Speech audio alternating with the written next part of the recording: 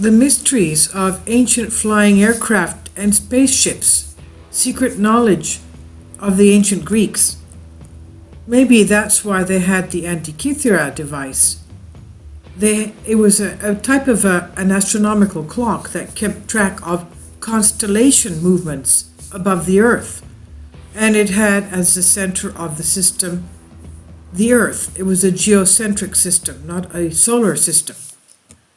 This is translated from a Greek article, Diadrastika. So the mysteries of these ancient flying crafts and the secret knowledge that the ancient Greeks had, to see what the legend of the Triptolemus tells us about the goddess Demeter. It's a myth of the Eleusinian mysteries in which the goddess Demeter landed on the unspoiled stone in Eleusis. That's just about half an hour drive towards Corinth, from Athens to Corinth. The Eleusis mysteries, they used to take place every year. So, the unspoiled stone in Eleusis, after wandering with its flying torch, shattered by winged dragons. Eleusis is just outside of the port of Athens, which is Piraeus. Now, he says, then he handed his same winged chariot to one of the 4 kings of Eleusis, Triptolemus, who fled and was absent for many years in order to teach other people the art of sowing seeds, that is, wheat, and harvesting the fields. It's outrageously similar to the name of the area, Eleusis, with the word Eleusis, which could well indicate the arrival of the goddess Demeter with her flying chariot. Eleusis means coming down from the heavens, from the atmosphere coming down to earth, means Eleusis. So that's the Greek word, coming down. So it could be that the goddess Demeter with her flying chariot. In addition, the cultural work that Triptolemus undertook to accomplish by the means provided by the goddess, who also is recorded in other mythologies.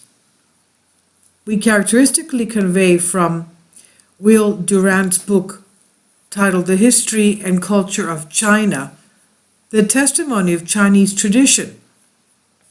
Before the heavenly kings came, people in China lived like animals, covering animal skins, eating raw meat, and not knowing of their father.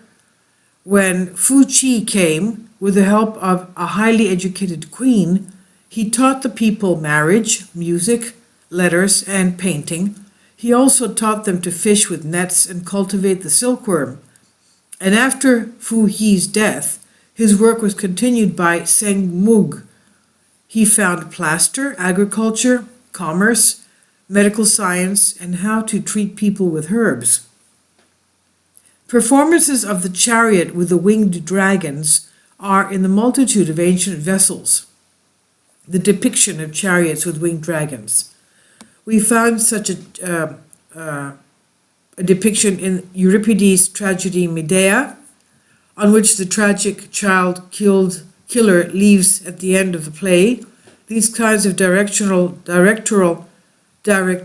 interventions cause curiosity, since their theatrical performance was particularly difficult at the time and would certainly cause many problems. The insistence of the creators, and especially Aeschylus, on the use in the theater of winged chariots, flying humans and animals, as well as curious garments with the characteristics famous skirts, big boots that strongly resemble those of today's astronauts, indicate the desire of the tragedy to become faithful recording of the myths, or at least the attempt to pass on some hidden truths to the public indirectly without one case disapproving the other. In the tragedy of Aeschylus' Prometheus Bound, we see the ocean and its daughters come to Prometheus riding with a will without ropes and quadruped bird.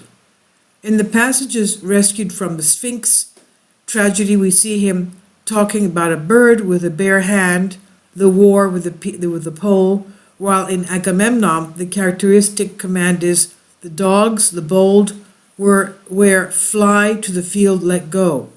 And Aeschylus' possible obsession with revealing some secrets to spectators, may also explain his persecution of the priesthood of the time, accusing them of staging the secrets of the Eleusinian mysteries, perhaps his unspeakable murder.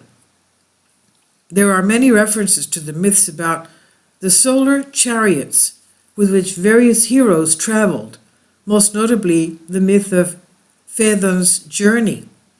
Even references to astronomical subjects of various mysterious philosophers go beyond the boundaries of knowledge, which in conventional history they should have. Characteristic is Socrates' reference to Plato's Phaethon, where he talks about the spherical shape of the earth, describes how it looks from above, and says that what we see in the sky is not the real, but when we get out of it, outside the atmosphere, we see its true image. This is from Masterless Conspiracy Feeds, and I've translated this from Diadrastika.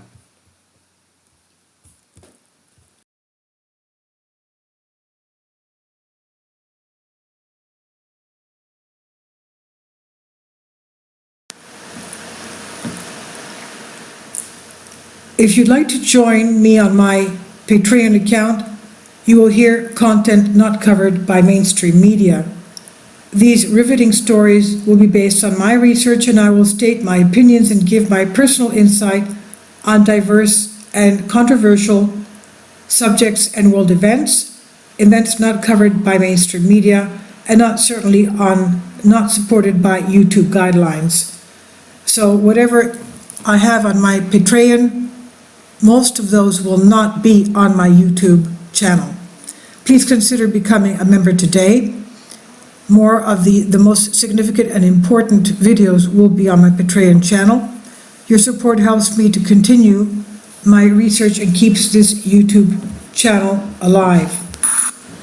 And we depend on your support, your generous charity, because we help economically challenged families here in Athens, Greece, in Kapota, and we also help the young generation with university tuition and the community around our church. Thank you.